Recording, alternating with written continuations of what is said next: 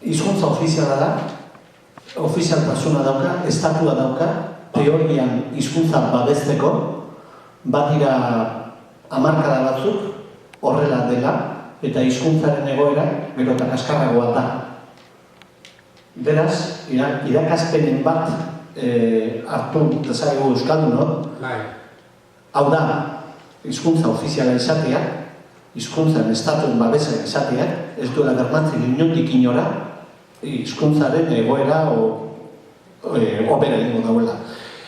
Eta horri lotuta galdera, gizarte mugimendua, hizkuntzaren aldeko gizarte mugimendua Irlandan egon badago, hizkuntzaren berreskurapena badago alderdi abertzaleen agendan, eta baldin badago zenbakarren serian. Eskerrik asko galderagatik, eta barkatu zelen zuk zerbait galdetu egin duzu, zerbait Ipar Irlanderi buruz, eta joango naiz horretaz ernitz egitea orain. Baina, hizkuntzei buruzko iritziak, dela eta, orain dela 12 urte egin zen enkesta bat, eta Errepubliko ego Irlandako erdizak Irlandera beharrezkotzat jo egin zuen Irlandako identitaterako. Hori zen biztan legora, edo enkesta horretan, biztan legoren erdiak. Zer hartzen duzu horrekin? Erdiak, esaten du, Irlandera oso importantea da, identitaterako beste erdiak ezan beste.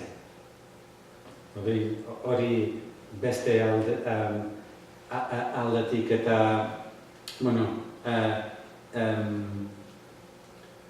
galetzen duzu ere alderdi politikoi buruz, beti ere kontutan izan da estatua eratzen denean Irlandera hizkuntz oso minorizatuta da.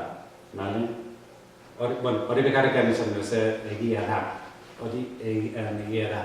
Eta galde dezakegu, eta zer egingo dugu, independentzia daukagu, eta zer egingo dugu.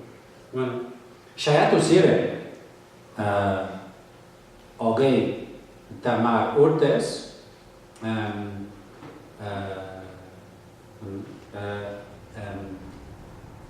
Irlandera hezkuntza sistema guztian sartzen. Ingelesaren beharrian. Eskola guztiak irakasten zen dena Irlandera. 30 urtez porrot guztia. Zeinork ez zuen ulertzen. Eta irakasleek ez zekiten Irlandera. Eta Irlanderaz ikasten zen dena. Ez dakizu ulertzen dirazu. Hori egia bada, zergaitik egin genuen independentzia. Hori independentzia lotuta joan zen identitate batekin, eta identitate horrekin hizkuntz batekin, baina eratu zenean estatua, hizkuntza galduta dago. Orduan, bi alderdi dira, segurasko zuk bakizu zeintzuk diren, Fine Gael eta Fianna Fáil, eta dira demokratak eta republika, estatu batuetako bi alde hori, gutxi gara bere hori, bat eta konservadoria, bestea ez da ankonservadoria. Eta gero daukazu Sinn Féin, olako, alderdi bat segun zen kontekstuetan, baina alderdi hori da gehien dagoen Irlandaren berreskupenaren alde. Noski, da hori, bakizu Sinn Féineko historia. Baina justu hori, eta Ipar Irlandara baldin banoa, orain minutu bat, ez dakizuen, baina oain dela bi edo hiru aste, agian oain dela hilabete bat, Ipar Irlandako gobernua erori egin zen. Eskandalo bat egon zen eta erori egin. Eta hauteskundeak ondia. Modun, zer gertatzen da, daukazu beti Ipar Irlandan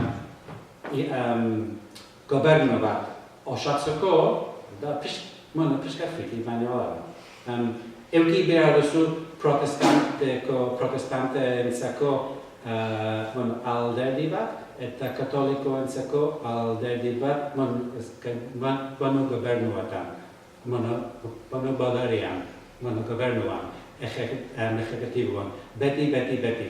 Ezin da gobernu bat osatu bi alde horiek gabe. Odun beti daukazu DUP eta Sinn Féin, gutxi hori bere. Beti egin behar zu. Zer nahi du Sinn Féinek? Duela 12 urte, hizkuntz-lege bat. Eta DUP-koek ez da horretaz hitz egin nahi. Ez du horretaz hitz egin nahi. Eta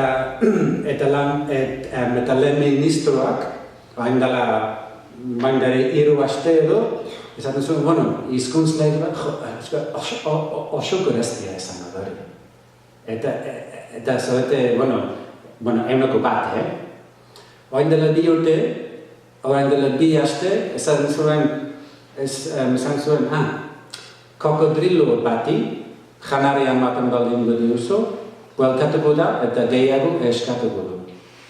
Eta oain dela aste bat, esan zuen, Poloniari iztun asko daude hemen Ipar Irlandan.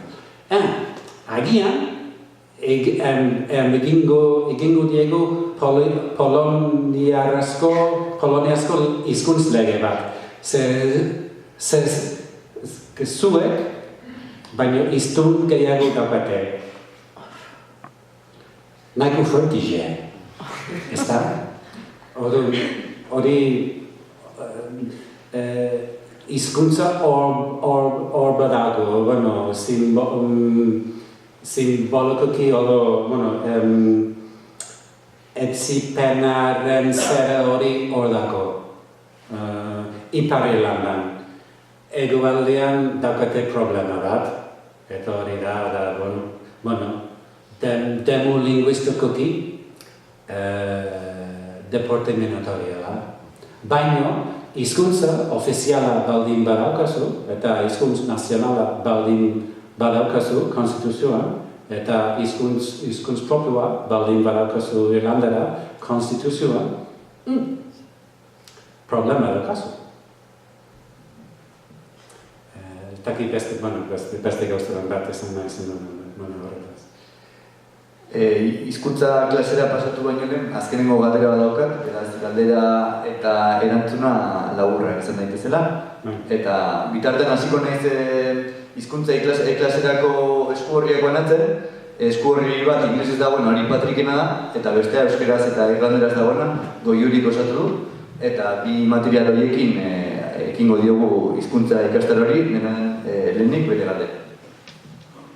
Ni jakin nahiko nuke ea zein den gazteen jarrera edo sentimendua irlanderarekiko. Ea zen olako Barkatu, zengo dizuko, ez da, olertuko dizut, peska mantxogu hitz egiten baduzu, ze hitzak ez ditut ondo, peskanaka, eta olertuko dizut. Bai, ea zein den gazteen jarrera, Bai. nerabeen jarrera edo hizkuntzarekiko eta zenolako sentimendua dituzten edo hizkuntzarekiko, zenolako lotura daukaten hizkuntzarekiko edo. Bai, orduan, bueno, geroka eremuetan, hemen daukagu gaur egungo gertoketan, lehen esan hitz egin dut pixkat iritzi orokorrei buruz. Zuk galdetu egin duzu, gazteei buruz. Eta gertaktoko eskualdetan irlandaraz hitz egiten dutenen artean, bakarrekan 25 edo irlandaraz hitz egiten du hizkuntz sistematikak. Eta gutxi gara hiztun horietatik 50 inguruk ez du irlandara hitz egiten beren familikoekin ez da lagunekin. Agian zertxobaitan zeku daukagu hemen Euskal Herrian, segun eta zein herrietan, zein kontekstuan ibiltzen zen, baina hori nahiko zabalduta dago gertaktoko eskualdeetan. Orduan, nik dut jarrera irlandaren alde asko dago.